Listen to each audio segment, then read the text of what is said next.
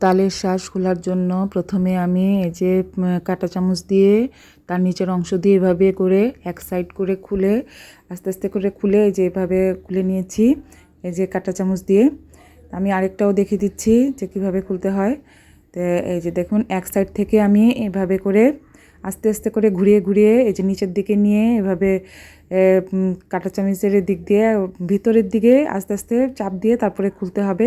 ঠিক এভাবে অপর পাশ দিয়ে এভাবে উপর থেকে মানে এক পাশ দিকে ঘুরিয়ে ঘুরিয়ে নিয়ে আবার আরেক পাশ থেকে ঘুরিয়ে ঘুরিয়ে এনে তারপরে এই যে ঠিক এইভাবে করে খুলে নিতে হবে।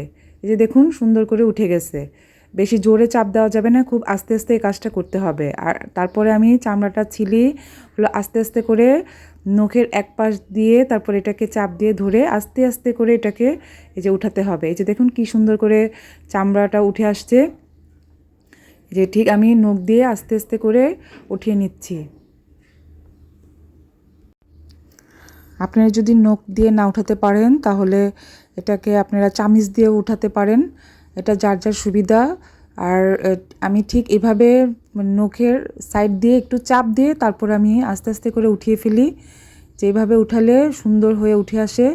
আর এটা একটু ধৈর্য নিয়ে করতে হবে, তাহলে চামড়াটা সুন্দর হয়ে উঠবে। আর শক্ত জায়গাটাও আপনি খুব একটু আস্তে আস্তে এভাবে টান দিয়ে উপরের দিকে উঠিয়ে এই যেভাবে খুলে ফেলবেন। যেভাবে করে আমি সবগুলোর তালের শাঁস পরিষ্কার করে নিয়েছি।